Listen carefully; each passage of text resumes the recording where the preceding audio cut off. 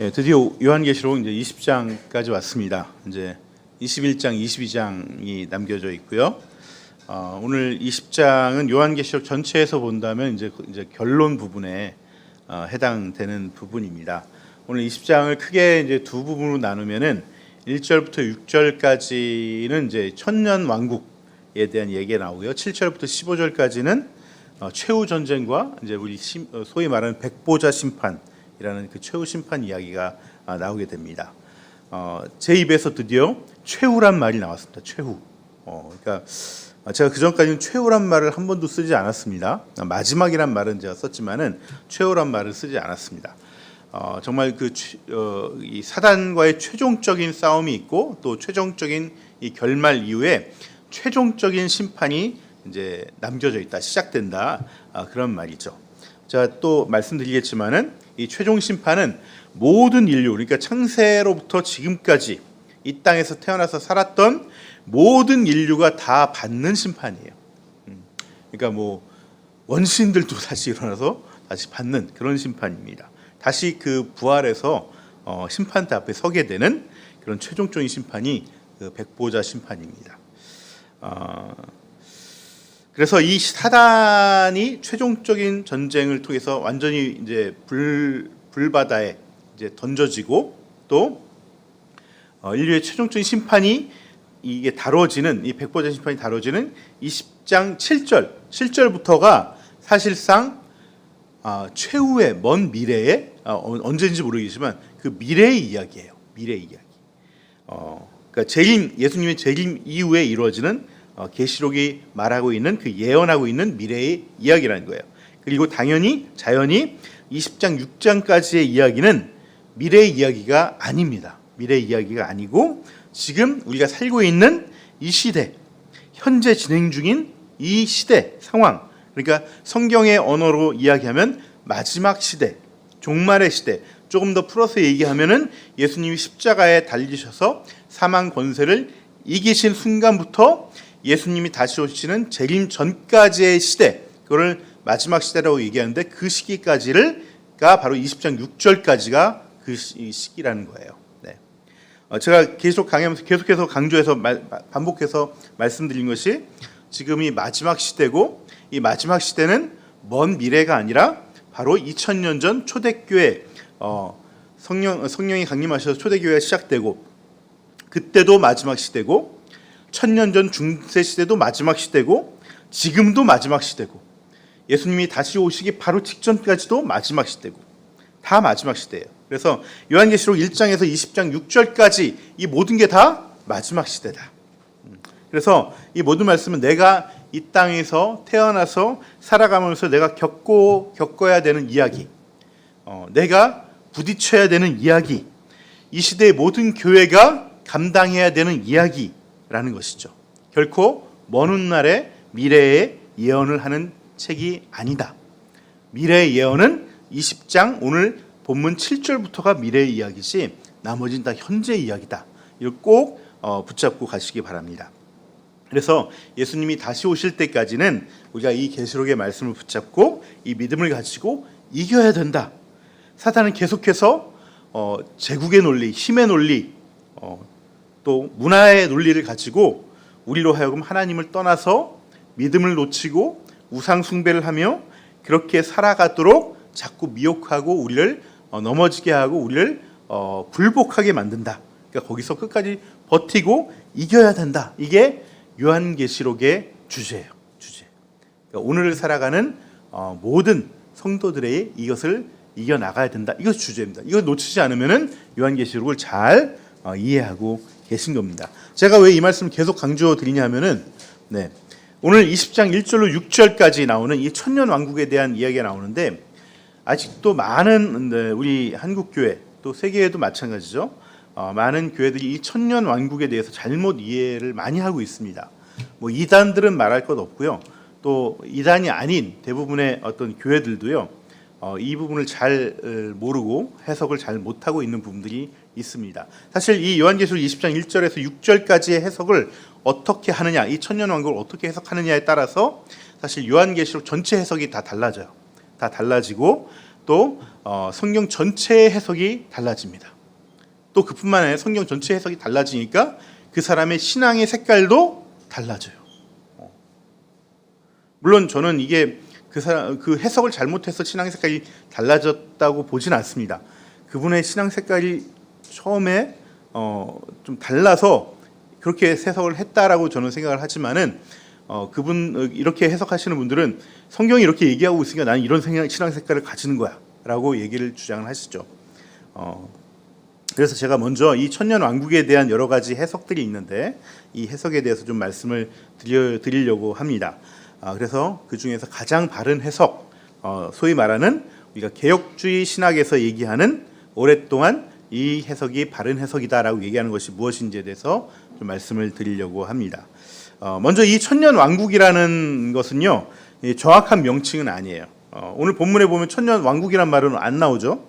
네, 4절과 6절 후반을 보시면은 그리스도와 함께 살아서 천년 동안 다스렸습니다. 또 그리스도의 제사장이 되어서 그와 함께 천년 동안 다스릴 것입니다라고 이렇게 나오는데 다스린다, 통치한다 이런 것이 이제 맞아 왕국의 개념으로 얘기해서 우리가 신학적인 용어로서 천년 왕국이다라는 개념이 나온 것입니다. 그래서 정확히 얘기하면 천년의 통치라고 얘기하는 것이 더 정확합니다.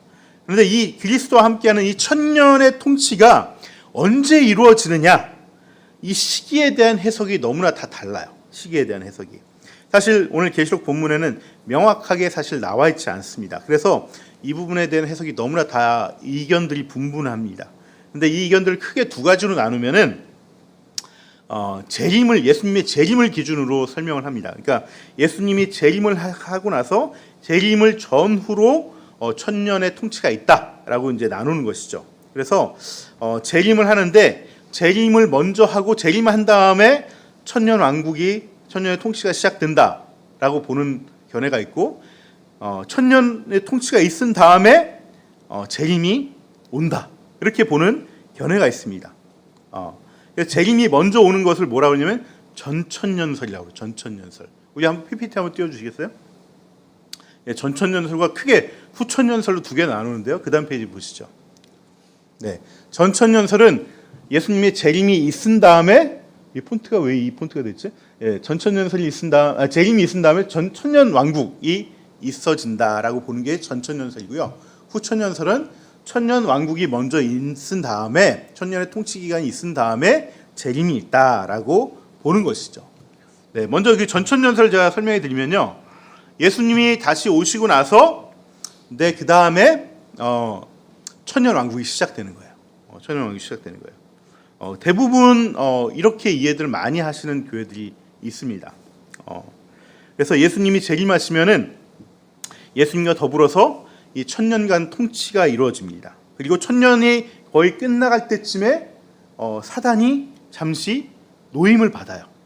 노임을 받아서 활개를 치고 막 이제 세력들을 끌고 모아서 다시 한번 하나님께 대항해서 큰 전쟁을 일으키죠. 그리고 그 전쟁에서 사단은 패하고 완전히 사단은 최후의 어떤 멸망을 당하게 됩니다. 그리고 나서 그때 최후의 심판이 열려지게 되는 것이죠. 그리고 거기서 최후 심판 속에서 이제 완전한 멸망으로 떨어지는 자가 있고, 이제 구원을 받은 자가 최종적으로 판가름이 나는 거예요. 판가름이 나면은 그 판가름 나서 남은 사람들에게 새 하늘과 새 땅이 열려지게 된다. 이것이 바로 전천년설입니다. 그런데요, 이게 전천년설이 문제점이 뭐냐면은 예수님이 재림을 했는데도 모든 게 끝난 게 아니에요. 예수님이 오면 끝나야 되잖아요. 우리 예수님 그렇게 오기를 바라는데 예수님이 왔음에도 불구하고 다시 또 사단이 다시 또 새를 모아가지고 또 시작해. 이거 되게 복잡합니다. 그럼 또 꿈틀거리면서 곡과 마곡에서 전쟁을 일으켜가지고 또 최후의 전쟁이 또 일어나. 굉장히 복잡하고 뭔가 끝나도 끝나지긴 것 같지 않은 그런 뭔가 좀 두려움을 주고 공포감을 주죠. 여러분, 이 전천년설을 주장하시는 분들은 대부분 이 계시록을 어떻게 보냐면은 시간 순서대로 기록되어졌다라고 이해를 하고 있어요. 네, 그래서 우리 20장 전장인 19장에 보면은 백마를 타고 오는 예수님께서 백마를 타고 온다고 이렇게 그려지고 있는데, 그래서 많은 어떤 그 짐승과 짐승의 예언자들을 이렇게 심판하는 이렇게 무찌르는 장면이 나오는데 이것이 이때를 재림이라고 보는 거예요. 재림이라고 보고 그 재림하고 나서 천사들이 키를 가지고 와서 이제 이 무적행에다가 이 사단들을 가두어 버린다. 1000년 동안. 그 천년왕국이 시작된다. 이렇게 해석을 하는 것이죠. 근데 더 큰 문제는 이 전천년설을 주장하시는 분들은 대부분 또 7년 대환란설을 또 믿고 계세요. 주장하고 계세요. 그러니까 이 백마를 타고 오기 전에 7년 동안 또 대환란이 있어요. 대환란이. 그래서 이 대환란이 있는데 이 대환란을 이 엄청난 환란이기 때문에 이 엄청난 환란을 신실한 성도들은 겪지 않게 하기 위해서 어떻게 하냐면 휴거가 있다라고 얘기를 합니다. 휴거란 말 많이 들어보셨죠? 네. 그래서 제가 인터넷 보니까 어떤 도표가 있던데 한번 이 도표 한번 보시기 바랍니다. 네. 이게 바로 전천년설을 주장하시는 분들의 도표예요. 그러니까 그 흐름이에요. 그러니까 그리스도가 이때 오셨어요. 2000년 전에 오셨어요. 그리고 교회가 세워졌습니다. 그러다가 교회가 한창 지나다가 어느 날 환란이 시작되는 것이죠. 환란이 시작되고 환란이 끝났을 때 예수님이 재림하셨습니다. 그때 신자들이 부활하고 부활한 신자들이와 예수 그리스도가 천년 왕국을 세우는 것입니다. 그리고 천년 왕국 끝에 다시 뭐가 있습니까? 사단이 들고 일어나서 여기서 또 전쟁이 일어나요. 거기서 또 완전히 사단이 멸망을 하고 다시 심판을 이제 불신자들과 또한 이런 사람들 부활해서 심판을 받고 여기서 심판 속에서 구원받는 사람들이 영원한 생명으로 가게 된다. 이게 바로 이제 전천년설. 그 다음 페이지 넘겨주시겠어요? 네. 이 전천년설에서 그 중에서도 또 어떤 분들은 이 7년 재환란이 하기 전에 휴거가 있다. 이렇게 주장을 하시는 거죠. 휴거가 되기 전에 또 어떤 사람들은 부활을 해서 같이 휴거를 당한다. 이렇게 얘기를 합니다. 되게 복잡하죠. 부활을 3번이나 해요. 네. 이게 바로 이제 많은 교회들, 저도 어렸을 때 이렇게 교회에서 배웠던 것 같습니다.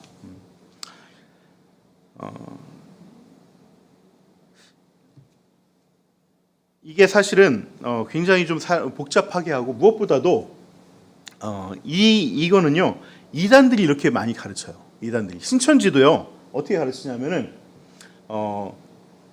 지금 14만 4천에 들어가야지 이때 휴거를 받는다고 해요. 그래서 7년 대환란을 거치지 않고 이때 천년 왕국 때 자기들이 14만 4천에 들어간 사람들이 예수 그리스도하고 왕노릇을 할 수 있다. 이렇게 가르칩니다. 지금 열심히 14만 4천에 들어가야 된다라고 가르치고 있는 것이죠. 이렇게 가르치시는 근데 다른 그러니까 이단이 아니라 보통 교회에서 이렇게 가르치시는 분들을 보면은 이 종말의 임박성을 굉장히 강조를 많이 하십니다. 그래서 좀 더 이렇게 비장한 각오로 이 종말을 살아가야 된다. 이런 것들을 좀 주장을 많이 하시고 좀 특출한 어떤 그런 비장한 마음을 가지고 신앙생활을 하자. 이런 것들을 좀 많이 말씀하시는 분들이 이것들을 좀 선호하시는 경향들이 있습니다. 여러분, 근데 이렇게 하면은 뭔가 좀 굉장히 복잡하고요. 굉장히 좀 두려운 마음이 듭니다. 나는 휴거 안 당하면 어떡하지?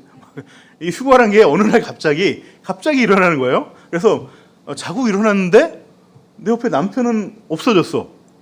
나는 남아 있어. 근데 알고 보면 남편은 휴거를 당한 거야. 그리고 나는 남아 있고 이제부터 끔찍한 환란이 7년 동안 시작되는 거예요. 그러면 그거 어떻게 버티겠습니까? 근데 사실 휴거란 말은 성경에 없습니다.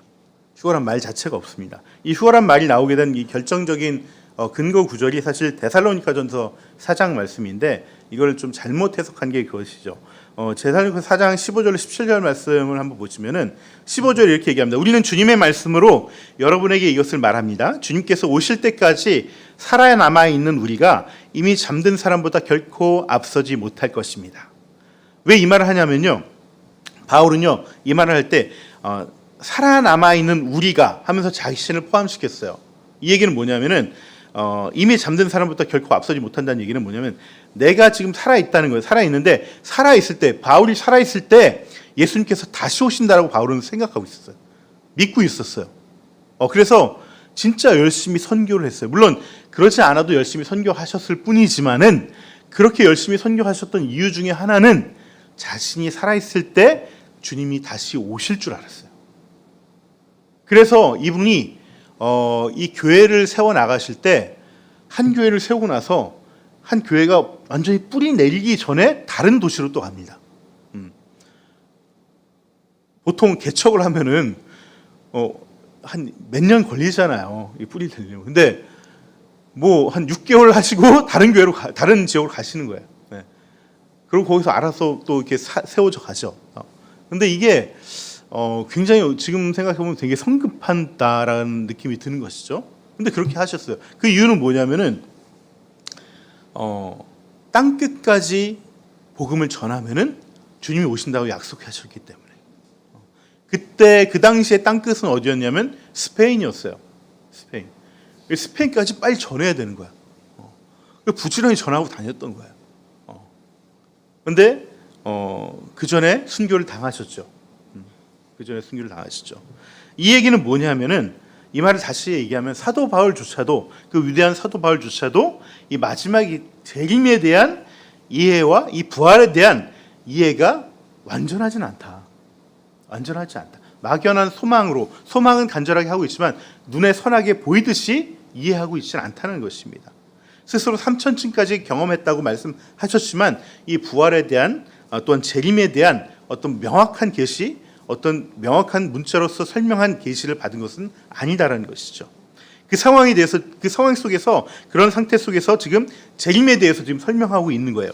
그러니까 뭐라고 설명하면 주님께서 호령과 천사장의 소리와 하나님의 나팔 소리와 함께 친히 하늘로부터 내려오실 것이니 다시 띄워주세요. 예.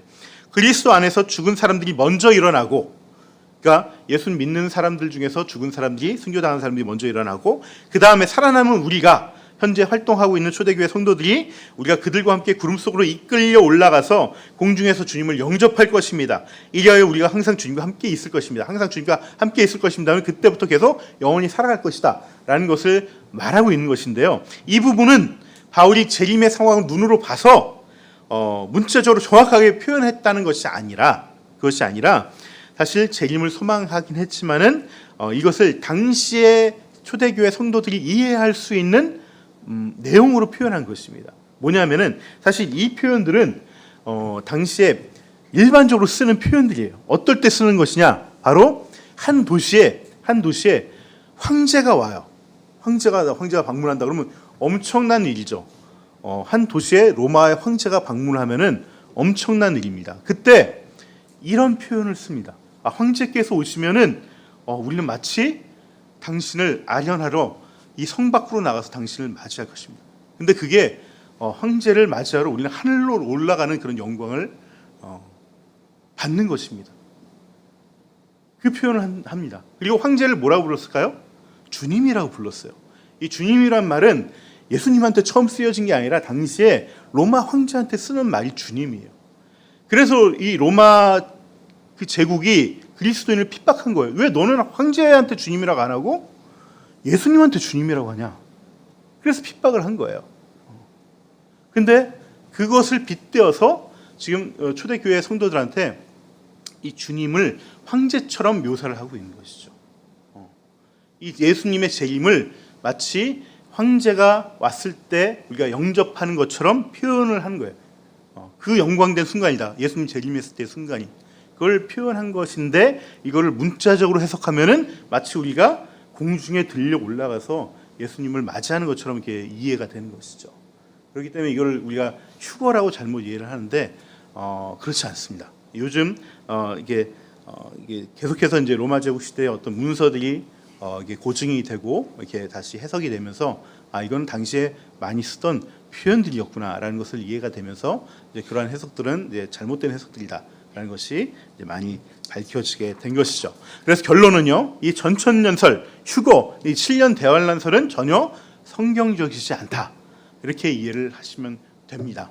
그래서 그런 얘기를 하면은 예전에 공부를 하셨던 분이시구나 이렇게 생각을 하시면 됩니다. 그 다음에 이제 후천년설이죠. 그 반대가 후천년설인데 이 후천년설은 당연히 전천년설과 반대겠죠. 바로 천년의 통치가 있은 다음에 그 마지막에 이제 사단이 풀려나서 최후의 전쟁이 일어나고 그 사단이 다 완전히 멸망당하고 나서 그리고 예수님의 재림이 오고 마지막 심판이 이루어지고 새하늘과 새 땅이 열어진다. 이것이 바로 이제 후천년설입니다. 도표를 한번 보여주시기 바랍니다. 네. 이런 거죠. 예수 그리스도의 초림 시대가 왔고 이 교회 시대가 바로 이 천년 왕국의 시대라는 거예요. 그리고 그리스도의 재림이 오고 그 전에 이제 그 사단이 최후의 전쟁을 통해서 완전히 멸망당하게 되고 예수님의 재림이 오고 그다음에 심판이 있고 영원한 새하늘과 새 땅이 열려진다. 이것이 바로 후천년설입니다. 그런데 전천년설을 주장하시는 분이 이 후천년설을 주장하시는 분들을 반박하는 논리가 있어요. 뭐냐면은 지금 교회 시대가 초대교회 때부터 지금까지 2000년이 넘어가고 있는데 그럼 천년 왕국이 아니지 않느냐 이렇게 얘기를 하는 거예요. 천년 왕국이면 벌써 1000년 전에 예수님이 재림했어야 되는데 아직 재림 안 했으니까 이거 틀린 거 아니냐 이렇게 반박을 한다는 것이죠. 사실 이게 전천년설이든 후천년설이든 가장 큰 해석의 문제는 이 천년을 문자적으로 해석한다는데 문제가 있는 거예요. 문자적으로 해석한다는데 여러분 성경에 나오는 모든 숫자들은요 다 상징적인 숫자라고 보시면 거의 틀리지 않습니다. 거의 틀리지 않아요. 어떤 분들은 계시록은 상징적인 거가 맞는 것 같은데 창세기는 문자적으로 봐야 되지 않을까 이렇게 생각하시는 분들이 있어요. 그래서 창세기 7일 창조소를 문자적으로 받아들이시는 분들이 있어요. 그래서 창세기에서 하나님이 7일 동안 세상을 만드셨다고 얘기가 나왔으니까 과학계에서 아무리 지구 나이가 50억 년이라고 얘기를 해도 다 무시하고 무슨 소리야 7일 동안 만드셨다니까 이렇게 얘기하시는 분들이 있습니다. 근데 이 성경에 나오는 숫자는 상징적인 숫자라고 생각을 하셔야 돼요. 왜? 우리에게 그 상징을 통해서 주고 싶은 메시지가 있는 거예요. 완벽한 7이라는 숫자는 완벽한 숫자, 완벽한 시간 동안에 하나님께서 만드셨다는 거예요. 그것을 우리에게 주시는 거예요. 또 다른 의미도 있죠. 창세기 때 제가 또 말씀드리겠고요. 그리고 고대인들, 특히 유대인들은요, 이 셀 수 없이 긴 시간을 천년이라고 표현을 합니다. 천년. 그래서 베드로후서 3장 8절에 보시면은 하나님에게는 천년이 하루와 같고 하루가 천년과 같다. 이런 말씀이 나오죠. 그때도 그게 천년이 딱 하루와 같다. 이 천년이 딱 하루와 같다. 하루가 또 천년과 같다 하는 것이 아니라 그 오랜 시간도 짧은 하루와 같다. 이렇게 문학적으로 표현한 것이지 딱 천년이 하루다. 하루가 딱 천년이다. 이 이야기가 아니라는 거예요. 그래서 대부분의 개혁주의 교단에서는 또 전통적으로 또 정통적으로 따른 학설은 어떤 학설이냐면 전천년설도 아니고 후천년설도 아니고 바로 무천년설이에요. 무천년설. 네, PPT 열어주시기 바랍니다. 네.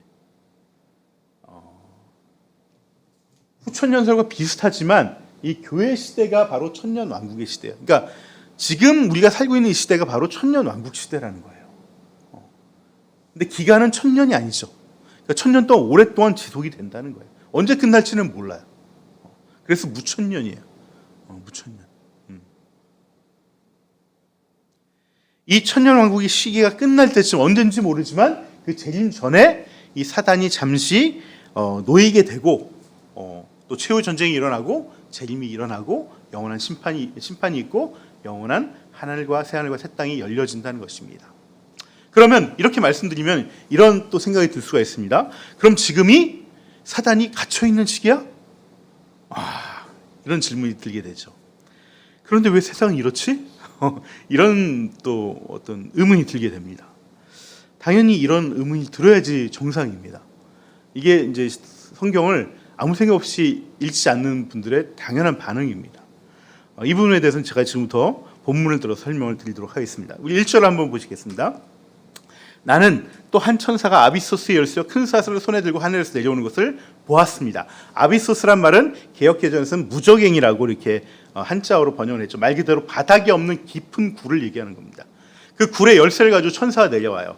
근데 이 열쇠는 1장 18절에도 나오는데요. 1장 18절에서 예수님이 스스로 자신에 대해서 어떻게 표현하냐면 나는 살아있는 자다. 나는 한 번 죽었으나 보아라 영원 무궁하도록 살아있었어. 사망과 지옥의 열쇠를 가지고 있다. 이렇게 스스로를 얘기하십니다.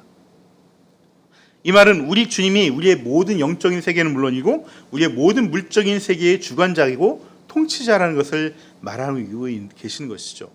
근데 그 주님의 권한을 천사가 그 열쇠를 통해서 쥐고 내려오고 있다는 것입니다. 그래서 그 강력한 권한을 받은 천사가 어떻게 하냐면 그 악마, 사탄, 그 옛뱀을 붙잡아서 결박하고 아비소스 이 굴에 던진 다음에 그 위에 봉인을 하고 닫아서 봉인한 다음에 1000년 동안 가두어 뒀다는 거예요. 이 용, 악마 사탄은 바로 이 사탄을, 그러니까 모든 악의 세력의 우두머리를 붙잡아서 결박하고 이 깊은 굴에, 도저히 빠져나올 수 없는 굴에 집어 던지고 그걸 닫은 다음에 봉인까지 했어요. 1000년 동안 갇혀 있는 겁니다.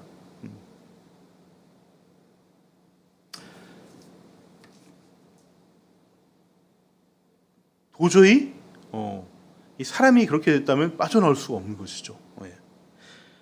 우리 여기서 잠깐 12장을 한번 기억해 보시기 바랍니다. 12장을 보시면은 12장이 어떤 내용이냐면은 한 여자가 나오고요, 아이를 해산하려고 합니다. 그래서 아이를 낳았어요. 아이를 낳았는데 이 아이가 해산하고 나서 바로 하늘로 올라갑니다. 이게 뭘 상징한다고 그랬죠? 예수 그리스도를 상징한다고 그랬죠. 아이가 해산해서 아이를 낳는데 예수 그리스도 나왔는데 예수 그리스도께서 십자가에 달리시고 부활 승천하셨다는 것을 의미한다고 그랬어요. 그리고 여인은 쫓겨난다고 그랬어요. 도망간다고 그랬어요. 이건 교회를 상징한다고 그랬습니다. 그때 어떤 일이 벌어졌냐면 하늘에서 이 용이 미가엘을 상대로 전투를 벌이기 시작합니다. 기억나시죠? 네. 그때 천사장 미가엘이 이 용을 상대로 싸웠는데 어떻게 됩니까? 용이 도저히 힘을 발휘하지 못하고 결국 패하고 말죠. 그리고 땅으로 쫓겨옵니다. 이 얘기는 뭐예요? 2000년 전 이야기를 하고 있는 거예요. 예수님께서 십자가에 못 박혀 돌아가시고 부활하심으로 말미암아 사망 권세를 이겼다는 것을 얘기하고 있는 거예요. 더 이상 이제는 사단이 아무리 영적인 공격을 해도 먹히지 않는다. 아무리 우리가 죄를 졌다고 하늘에 참소를 해도 이건 씨알도 먹히지 않는다. 하늘에서 도저히 할 게 없어. 용이, 사단이. 그래서 어떻게 했다고요? 패하고 땅으로 쫓겨 내려온 거예요. 지금 그 상황이 지금 20장 1절에서 6절 사이에. 근데 땅으로 쫓겨 내려왔는데 그것으로 끝난 것이 아니라 어떻게 됐다고요? 천사들도 같이 쫓아 내려온 거예요. 그래서 이 사단을 그나마 땅에서도 가둬버린 거예요. 붙잡아서. 마치 마동석이 범죄자들을 잡아쫓듯이 그냥 한 방에 붙잡아서 칙칙 묶고 쳐넣어서 가둬버린 것이죠. 네. 이게 20장 이야기인데 이 이야기가 2000년 전에 예수님이 사망 권세를 이기고 부활하셨을 때 이미 일어난 일이라는 거예요. 여러분 믿으십니까? 네. 여러분 믿으셔야 됩니다. 이 사단은 이미 다 갇혀 완전히 꽁꽁 묶여서 천사에게 마동석처럼 한 방 맞고 이미 다 갇혀 있다는 거예요. 여러분 이걸 믿으셔야 돼요. 하지만 의문은 생기죠. 무조건 믿으시면 안 됩니다. 무조건 믿으면 그것 어떻게 돼요? 우리 믿음이 흔들리죠. 일단은 믿되 왜 그런가를 우리가 생각해 보셔야 돼요. 천사들이 사단을 묶어서 가둬버리고 봉인까지 했는데 왜 세상은 아직도 이 모양 이 꼴일까? 우리는 왜 아직도 사단의 영향을 받고 있는 것 같은가? 이런 의문이 우리는 생길 수밖에 없습니다. 여러분, 먼저 이 사단이 묶임을 받는 것은요, 최종적인 형집행은 아닙니다. 최종적인 형집행은 바로 미래에 예수님 재림하셔서 오늘 말씀의 9절에 10절에 최후의 전쟁이 일어나고 영원한 불유황 바다에 던져졌을 때 최종적으로 멸망을 당하는 것입니다. 지금 결박당하고 아비소스에 갇힌 것은 사실은 무엇을 못하게 하기 위해서 그런 거예요. 뭘 못하게 하느냐? 그게 3절에 나오는데 민족을 미혹하지 못하게 하기 위해서 그렇게 한다는 거예요. 결박당한다는 거예요. 사단이 아비소스에 갇혔는데 이 아비소스는 어떤 장소적인 개념이 아니라 사단이 부자연스럽게 된 상태를 의미하는 거예요. 뭘 하지 못하게 된 상태를 의미하는 겁니다. 그래서 더 이상 미혹할 수 없는 상태가 된 것을 말하는 것이죠. 그런데 제가 이렇게 말씀을 드리면은 또 마음속에 의문이 생기죠. 우린 자주 미혹당하는 것 같은데 그런 마음이 들죠. 네. 근데 이 말씀을 너무 개인적으로 또 너무 개별적인 사건으로 적용하시면은 이게 우리가 영적인 우울감에 빠질 수가 있습니다. 네. 왜냐하면은 우리는 사실 개인적으로 보면은 너무나 많은 영적인 실패를 겪잖아요. 늘 죄에 빠지고 또 짓는 죄를 반복하고 또 후회하고 또 그러다 보니까 천사가 사단을 더 이상 우리를 미혹하지 못하도록 단단히 결박을 했다는 말이 그 말씀이 잘 와닿지가 않는 거예요. 잘 와닿지가 않아요. 그래서 이게 사실이라면은 나는 정말 구원받은 게 아닌가? 그런 생각이 들 수도 있습니다. 그래서 이 말씀을 너무 개인적으로 적용하거나 어떤 내 개인적인 사건으로 적용을 하면은 안 되고요. 좀 더 큰 렌즈로 보셔야 됩니다. 아까 12장에서 예수님의 십자가와 부활 사건으로 인해서 하늘에서 사단이 쫓겨나왔다라고 말씀드렸잖아요. 이것은 결국 교회의 승리를 얘기하는 것입니다. 교회의 승리. 마찬가지로 20장에서 이 미혹을 결박당했다는 것은 교회가 더 이상 미혹에 넘어가지 않게 됐다는 것을 의미하는 것을 말하는 것입니다. 지금 이 계시록 말씀을 듣고 있는 사람들은 어떤 사람들이냐면 대부분 구약의 배경을 갖고 있는 사람들이에요. 그게 무슨 말이냐면은 이스라엘 민족들이 굉장히 많다는 거예요. 이 얘기는 다시 얘기하면은 이미 신앙에서 실패한, 그래서 나라도 잃어버리고 민족도 잃어버린 그 사람들이 이 말씀을 듣고 있는 거예요. 무슨 얘기인지 알겠어요? 나는 하나님을 예배하고 하나님을 신앙했는데 우리 민족은 실패했어. 지금은 나라도 없어지고 민족도 없어지고 다 흩어져 버렸어. 사단의 미혹으로 인해서 죄를 짓고 거듭된 죄로 인해서 드디어 이스라엘이 무너지고 다 흔적도 남지 않았었어. 그 상황에 있는 사람들, 근데 새로운 메시아가 나타나서 새로운 교회를 세우고 새로운 이스라엘이라는 새로운 교회 공동체, 신약의 교회가 생겨났어. 여기 와서 이 말씀을 듣고 있는 거예요. 근데 이 새로운 민족, 이 새로운 이스라엘은 결코 미혹에 넘어가지 않는다라고 사도 요한이 얘기하고 있는 것입니다. 이제 새롭게 출발한 이 새로운 이스라엘의 이 새 교회, 이 교회는요, 각각의 교회, 공동체, 또 각각의 개별의 신자들은 이러한 미혹에 빠질 수 있지만 결코 주님의 피를 세운 이 신약의 새 교회는 사단의 미혹에 절대 넘어지지 않습니다. 절대 무너지지 않습니다. 그래서 2000년을 버텨오고 부흥해왔고 지금 오늘날까지 이르렀다는 것이. 그 속에서 이 교회 공동체와 운명을 같이 한 모든 지체들 역시 이 미혹에서 결코 넘어지지 않고 끝내 승리를 하게 된다는 것을 말하는 것이에요. 물론 우리는 개별적으로 개개의 사건 속에서 이 미혹을 당하고 넘어질 수 있어요. 우리 지난 한 주도 우리는 미혹을 당하고 또 넘어졌습니다. 그러나 우리가 여전히 미혹당한 그 자리에서 남겨져 있습니까? 아니죠. 언제 그랬냐는 듯이 우리는 다시 이 자리에 나왔잖아요. 이 자리에 나왔잖아요. 이게 복음이고 이게 구약시대와 전혀 다른 사단의 미혹에 결박당한 천년의 통치가 이루어지는 위대한 신약시대를 살아가는 성도들의 복이라는 겁니다. 그리스도와 함께 제사장으로 다스리는 동안 우리는 결코 사단의 공격에 무너지지 않습니다. 오히려 사단의 공격과 미혹에 수동적으로 방어만 하는 인생이 아니라 그리스도와 함께 왕노릇하며 살아가는 복된 인생이 우리에게 주어져 있다는 것을 늘 잊지 말아야 된다는 것입니다. 이제 마지막 최후의 심판을 말씀을 전하면서 오늘 말씀을 갈무리하도록 하겠습니다. 이 천년의 통치가 끝나갈 때 사단은 잠시 노임을 받게 됩니다. 이때가 언제인지는 모르지만은 전혀 걱정할 것은 없습니다. 이때 사단은 완전히 멸망하게 될 것이기 때문입니다. 사단은 바다에 모래와 같은 많은 수가 모여서 마지막 결전을 하려고 모여듭니다. 근데 곡과 마곡을 미혹한다고 얘기하고 있어요. 곡과 마곡이 어딘지 궁금해하지 않으셔도 돼요. 곡과 마곡은 구약 성경에 나오는 이 곡과 머극은 뭐냐면은 이 구약의 이스라엘을 공격하기 위해서 자주 대표적으로 상징적으로 등장했던 지명이에요.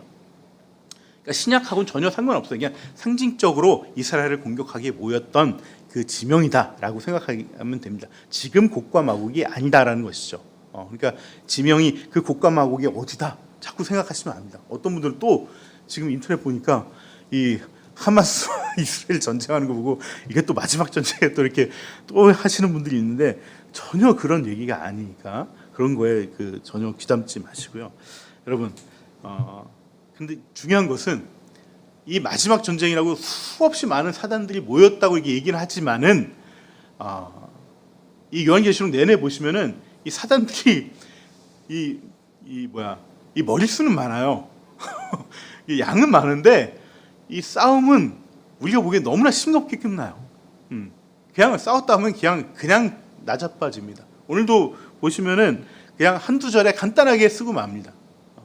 그냥 한마디, 그냥 하나님이 한번 치니까 그냥 깨끗다 다 죽어버렸다 이렇게 표현을 하고 있습니다. 그러니까 이거는 무서워할 게 아니에요.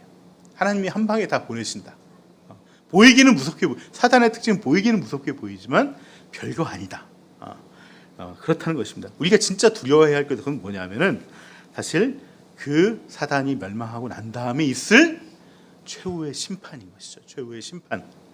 이 심판은 누구도 피해갈 수 없는 거예요. 살아있는 사람들뿐만 아니라 이미 오래전에 죽은 사람들조차 다시 다 부활시켜서 그 심판대 앞에 서게 됩니다. 여러분, 세상의 법은 죽은 사람 앞에서는 그 효력을 발휘할 수 없습니다. 그렇죠? 아무리 악한 짓을 했어도 그 살인자가 죽어버리면은 그 사건은 효력을 이제 더 무효 처리가 돼버리고 맙니다. 하지만 하나님의 법은 비록 그가 죽었어도 여전히 그 죄값이 그를 떠나지 않습니다. 그래서 이제는 죽어서 그 시체조차 없는 사람이든 화장을 해서 죄가 되어버린 사람이든 죽은 지 너무나 오래되어서 정말 흔적조차 남아있지 않는 사람이든 다시 다 마지막 시대에 다 부활이 돼서 주님의 백보자 하얀 보좌 앞에 다시 심판을 받게 되어 있습니다. 이때 우리는 어떠한 판결을 받게 되겠습니까? 최후의 심판대 앞에 가면은 그 앞에 많은 책들이 놓여져 있다고 오늘 본문은 얘기하고 있습니다. 그 책은 모든 사람의 행위가 다 기록되어져 있는 책이에요. 우리는 일기를 잘 안 쓰죠. 네, 일기 한 줄도 쓰지 않지만 하루하루 뭐 했는지 나도 잊어버리지만 이 책에는 나의 하루하루가 다 기록되어져 있습니다. 다 기록되어져 있습니다. 그리고 그 행위에 따라서 심판을 받습니다. 이 행위에 따라 심판을 받을 때 여기에 자유로울 수 있는 사람은 아무도 없습니다. 아무리 선한 사람이라 할지라도 털어서 먼지 한 톨 나오지 않는 사람 아무도 없습니다. 여러분, 이 세상에서도 검찰이 한번 쟤 한번 어떻게 해야 되겠다 마음 먹으면은 다 구속됩니다. 아무리 선한 사람이라 할지라도 맘 잡으면은 다 구속돼요. 심지어 세상의 법도 그런데 하늘에서 보는 정말 은밀한 죄까지 다 보시는 그 하늘에서 보는 그 눈으로 볼 때 이 행위에 따라서 처벌할 때 이 심판을 할 때 이 심판에서 벗어날 수 있는 사람 단 한 사람도 없다는 거예요. 그런데 오늘 본문 마지막 15절을 보시면은 생명책에 기록되어져 있는 사람은 그 심판에서 면제를 받게 되어 있다라고 말씀하십니다. 정말 놀라운 일이죠. 그 행위 심판에서 아예 면제가 된다는 거예요.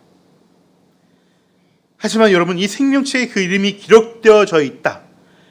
그거 해서 세상 사람들보다 더 악하게 또는 나쁘게 살아도 구원을 받을 수 있다. 그런 말은 아닙니다.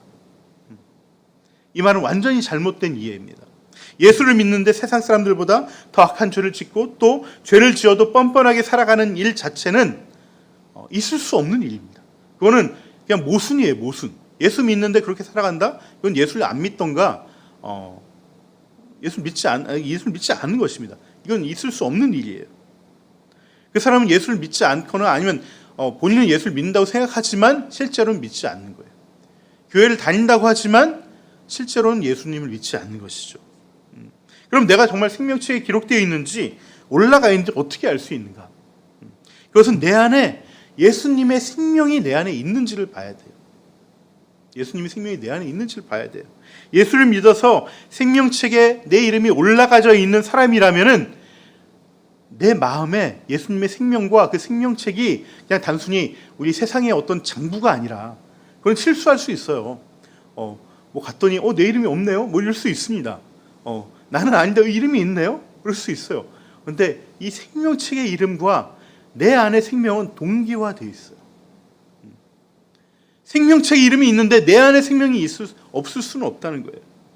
요한 사도께서 쓰신 또 하나의 책이 있는데 요한 1서 5장 6절에 이렇게 말씀하십니다. 그 아들을 모시고 있는 사람은 생명을 가지고 있고 하나님의 아들을 모시고 있지 않는 사람은 생명을 가지고 있지 않다. 예수님을 믿고 아들의 영인 성령님을 모심을 통해서 아들을 모신 사람은 그 안에 생명을 가지고 있다는 거예요.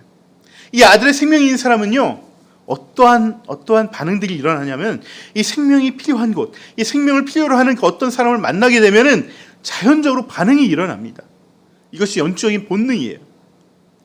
예수님은 이 마지막 심판에 대해서 마태복음 25장에서 직접 이렇게 설명을 하셨어요.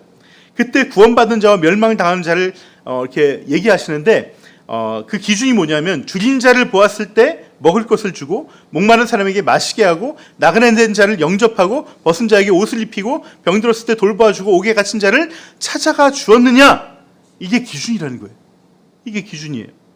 자, 지난주 자녀의 기도하면서 7차 때 서진교 목사님이란 분이 바로 이 말씀, 마태복음 25장을 가지고 낮은 곳으로 가서 예수님을 만나라, 이 말씀을 전해셨는데, 그런 자신의 간증, 이분이 이제 노숙자 사역하시고 장애인 사역을 하시는데 아주 훌륭한 사역을 하고 계십니다. 저는 이 말씀을 들으면서 저는 이 말씀을 좀 더 한층 또 좀 한 심층적으로 들어가서 이해를 하면 좋겠다라는 좀 아쉬움이 있었어요. 좋은 말씀인데 무슨 말이냐면은, 우리가 낮은 곳으로 가서 이렇게 헐벗고 굶주린 어려운 사람들을 도와주고 돌봐주는 것만이 생명책이 기록된 사람들의 모습인가? 라는 것입니다.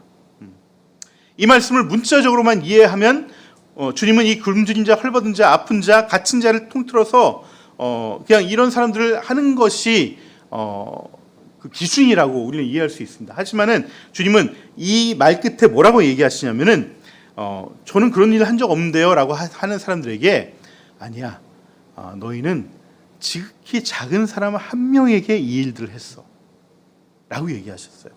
이 노란색으로 말씀하셨죠. 너희가 여기 내 형제 중에 지극히 작은 자 하나에게 한 것이 곧 내게 한 것이다 라고 말씀하셨다는 거예요. 지극히 작은 자라는 것은요, 오늘 본문에 돌아와 보시면은 이 지극히 작은 자, 이 작은 자가 심판대 앞에 서 있는 것을 우리는 볼 수 있습니다. 오늘 본문에 보시면은 12절 보시면은 심판대 앞에 서 있는 사람들 가운데 어떤 사람들이 있냐면 큰 자와 작은 자가 서 있습니다. 큰 자와 작은 자가. 이 말은 어떤 덩치가 큰 사람과 이 작은 자가 서 있다는 것이 아니라 이 세상 모든 사람들이 다 서 있다는 것을 얘기하는 거예요. 모든 사람들이. 이 말을 마태복음에 다시 적용을 하면은 이 지극히 작은 자라는 것은 단순히 노숙자나 고아나 병자나 죄인들과 같이 어떤 특수한 상황에 처해 있는 사람만을 말하는 것이 아니라 그 사람들을 포함해서 어떤 어려운 상황, 힘든 상황에 빠져 있는, 그야말로 예수의 생명을 필요로 하는 세상의 모든 사람들을 말하는 것입니다. 예수께서 이 세상에 오신 이유가 이런 특별한 상황에 빠진 사람들을 위해서 오신 게 아니잖아요. 모든 사람들을 위해서 이 세상에 오신 것이잖아요. 하나님 앞에서 지극히 작은 자리에 처한 모든 인류를 구하기 위해서 오신 것이잖아요. 그 예수님처럼 이 땅에서 1000년 동안 섬김의 왕노릇을 위해 부름받은 사람, 바로 그 사람이 생명책에 기록된 사람이라는 거예요. 지금 우리는 바로 그 예수님과 같은 그 왕처럼, 그 왕 같은 제사장처럼, 그렇게 자신의 모든 것을 내어주신 예수님처럼 왕노릇을 이 교회의 시대, 이 천년 왕국의 시대에 우리는 행하고 있어야 된다는 거예요. 그 행하는 사람이 바로 생명책에 기록된 사람이라는 것입니다.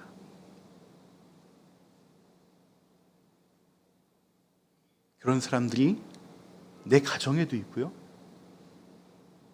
내 이웃 바로 옆에도 있고, 내 일자리에도 있습니다.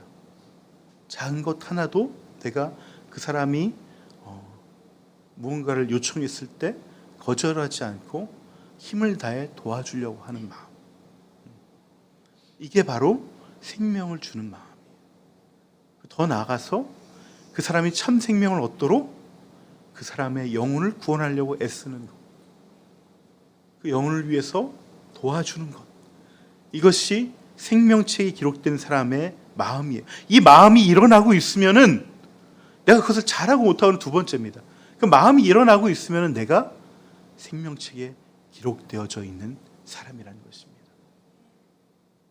이것이 천년왕국의 주인으로서 왕노릇하고 있는 사람의 모습이라는 것입니다.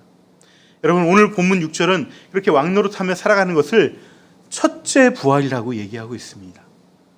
이 첫째 부활에 참여하는 사람을 복되고 거룩하다라고 말씀하고 있습니다. 여러분, 한 주간 이 복을 누리면서 왕노릇하며 살아가는 저와 여러분이 되면 좋겠습니다. 축원합니다. 이 시간 우리 때로는 너희 앞에 이 찬양하면서 이 찬양 가사 가운데 너희는 왕같은 제사장이라는 가사가 나옵니다. 우리 서로가 왕같은 제사장으로서 이 왕노릇하게 축복해 주면 좋겠습니다. 또 내 스스로에게 이 결단을 하면서 이 한 주간 이 왕노릇하겠다, 이 왕같은 제사장으로 살아가겠다, 이 천년왕국의 주인으로 살아가겠다 결단하며 이 찬양 주님께 올려드리도록 하겠습니다.